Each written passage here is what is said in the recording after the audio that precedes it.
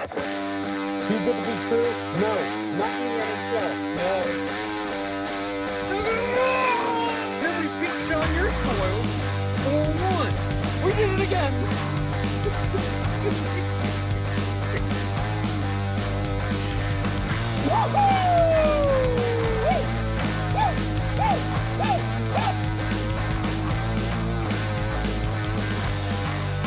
Hello.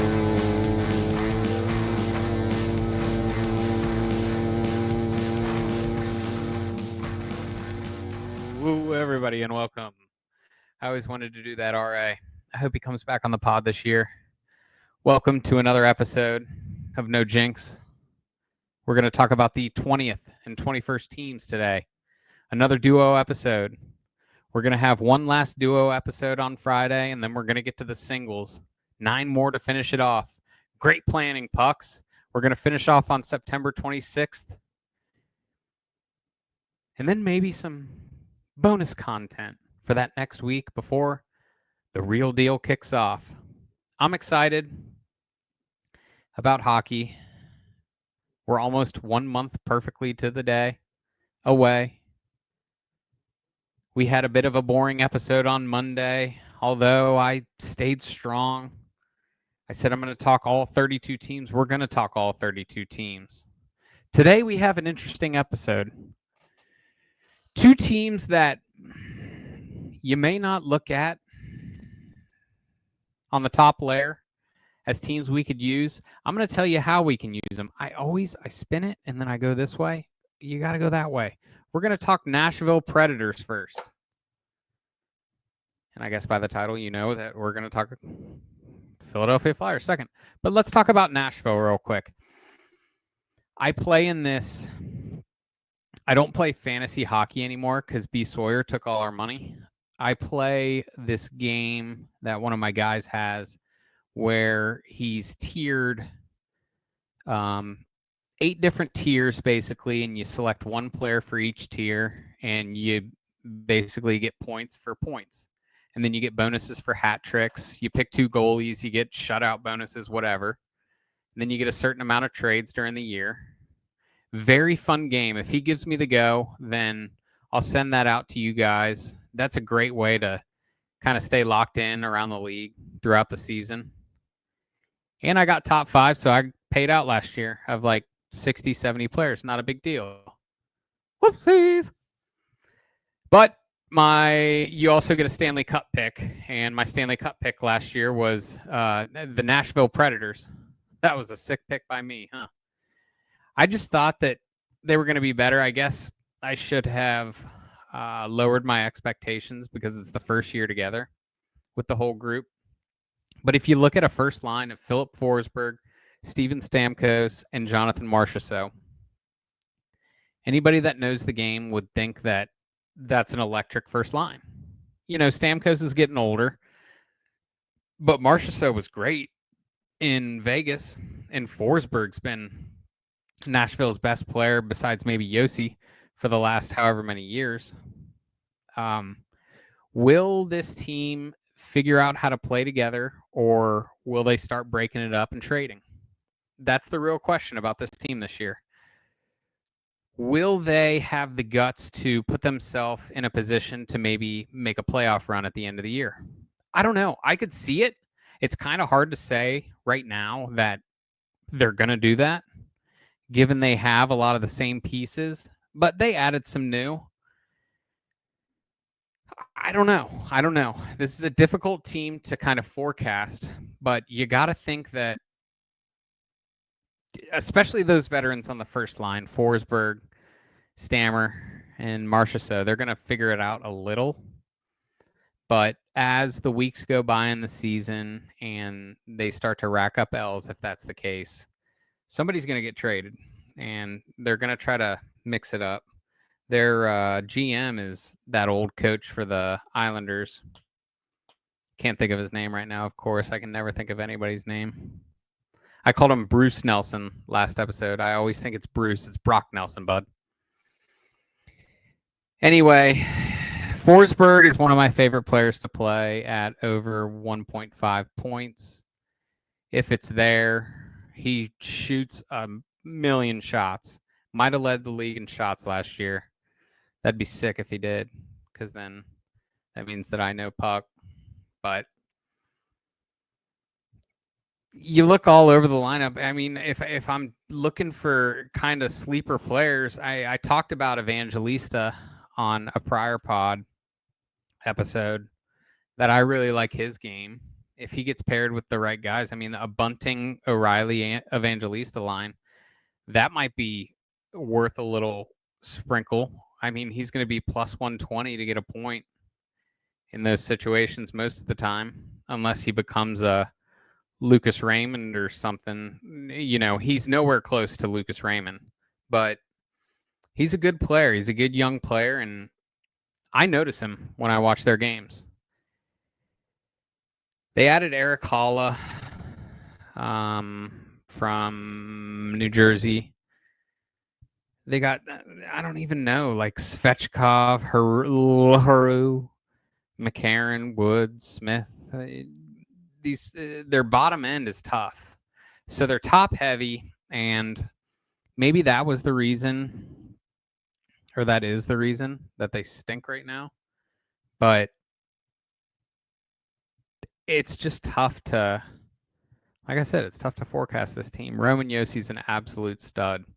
I got onto him early last year. He's one of the best defensemen in the league that nobody talks about. When they mention top 10 defensemen in the league, I feel like, you know, you'd start stacking young players over Roman Josi when Roman Josi does it every single year. I mean, let's look here. He plays a ton of ice time. Yeah, 25 minutes a game. So he's always on the ice. But last year, 9 goals, 29 assists. Only 38 points for him. You know, what was that? Was he not healthy? Is it a bad fit with those offensive players there? I don't know. That's what we have to decipher. That's what we have to be patient. Watch this team. I think their power play sucked last year. They got Saros in net. People are big on Saros. He doesn't really move the needle for me one way or another. He just kind of is what he is. And if he gets hot in the playoffs, which probably not this year for Nashville, he can catch a little streak and go on a little run. But this team's probably, they need to find their identity, and probably a just watch team for me early. No play until late. They killed me so many times last year. They were so frustrating. Next. Oh. Yeah, we got it the right way this time. The Philadelphia Flyers. Sneaky like this team. I'm being serious. Michkov's an absolute stud. He's got a year under his belt. What were his stats last year? Oh, sick. 12 goals, 18 assists, 30 points. Nice, dude. Michkov's sick. He's got game. He's only been over here for a year, so let him kind of come into his own. They have a new coach. They got that guy from Vancouver who went on TNT. Again, can't think of his name. Not good with names. Only know the players, the jersey numbers. It'll probably come to me maybe in this episode. I don't know. Michkov, Couturier, Konecny. Konecny, I think he's really good. I think Konecny is an excellent player. People don't talk about him a lot. He's got a lot of talent, man, and he fights. He was fighting for Torts last year, and one of the few players on the team that did fight for him. Couturier's tough. So tough. He's got those tats. I think that's Couturier. That might be Delorier. I get confused between the two. I like them both.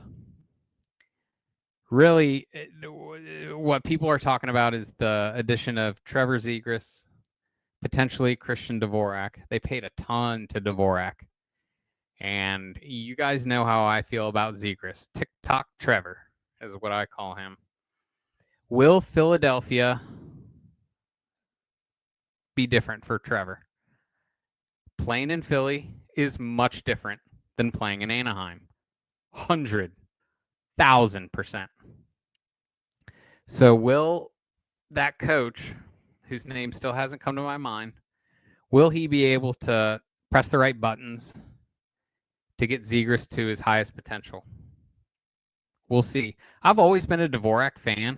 They paid him way too much, but he's a pretty good player. I noticed him in Montreal, and I'm pretty sure that's where he was last year. I played him 2 years ago. I know for a fact. Maybe he was hurt last year. Maybe he didn't have the best year, which that's why people are talking about that contract number. I don't know, but he's on a 1-year deal, and you have to decipher between will that number, is he just happy that he got that number and he's going to coast, or will he try to go for another contract? If he thinks he's good, even a bigger contract. I mean, those two guys playing along Owen Tippett is nice. Owen Tippett is nice. I like to take Owen Tippett as a goal scorer. Sometimes points when the team stinks, when it gets down to the minus 130s, the minus 120s, even minus 110. I think we hit him last year. But we touched Tippett a little bit. He's a younger player, but got an absolute firecracker of a shot. You got Forster. It was Forster and Farabee. So go back to that episode. Those are the two guys that they had that I couldn't remember who was who. Forster, Cates, Bobby Brink. Bobby Brink. I love me some Bobby Brink. He's a good player, guys. Let's keep an eye on Bobby Brink. Noah Cates in the middle. He's kind of like a Sam Steele, like a, what's another good comparison? Just kind of like a little water bug, middle of the ground guy who can score goals at times. Like a Max Domi, I would call him. Not worth touching unless he gets hot or the spot's right. You know, the thing about these third and fourth line players, when you get a coaching change, when you're in a city like Philly, who knows when you could go? It could be any time. The fifth line, or the fifth line's not worth talking about because it's not even a thing. The fourth line's not worth talking about. I've never heard of you, Rodrigo Abels. Watch him be the best player on the team next year. Defensively, the only guy I look at is Jamie Drysdale. He's a good player. He came over from Anaheim as well. And in goal, they got Urson. They got dog shit in goal, let's be honest.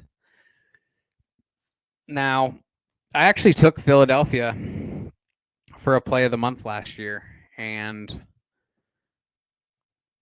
it didn't work out despite the fact that we had Columbus against them. But I kind of sneaky like this team for overs this year, especially with TikTok Trev in town. Like I said, if Coach gets those lines right, then who knows? I mean, I gotta look up this coach's name. I'm such a